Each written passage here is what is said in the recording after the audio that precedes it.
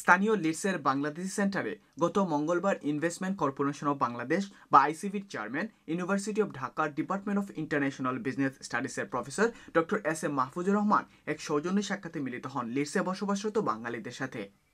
উক্ত সংক্ষিপ্ত সাক্ষাতে আইসিবির চেয়ারম্যান উপস্থিত সবাইকে বাংলাদেশে বিনিয়োগে আগ্রহী হবার পরামর্শ দেন। তাছাড়া তিনি ইনভেস্টমেন্ট কর্পোরেশন অব বাংলাদেশ বা আইসিবি এর কর্মকাণ্ড কিভাবে পরিচালিত হয় বা বাংলাদেশের ক্যাপিটাল মার্কেটে আইসিবি কি করে থাকে এ বিষয়ে আলোচনা ছাড়াও আইসিবির বিভিন্ন প্রোডাক্ট সম্বন্ধে বলতে গিয়ে তিনি বলেন, বাংলাদেশ ফান্ড ইউনিট সার্টিফিকেটের মাধ্যমে বিনিয়োগের যে সুযোগ সুবিধা আছে এবং এর মাধ্যমে প্রবাসী বাঙালিরা ভবিষ্যতে নিজের অলসত্ব বিনিয়োগ করে দেশের পুঁজিবাজারে অবদান রাখার সাথে সাথে ডিভিডেন্ড বা ক্যাপিটাল গেইনের মাধ্যমে আর্থিকভাবে কিভাবে লাভবান হতে পারেন সে বিষয়ে গুরুত্বপূর্ণ তথ্য প্রদান করেন। তাছাড়া সিআইপি প্রোগ্রামের মাধ্যমে এরও পুনর্বিনিয়োগ সম্ভব বলে তিনি জানান।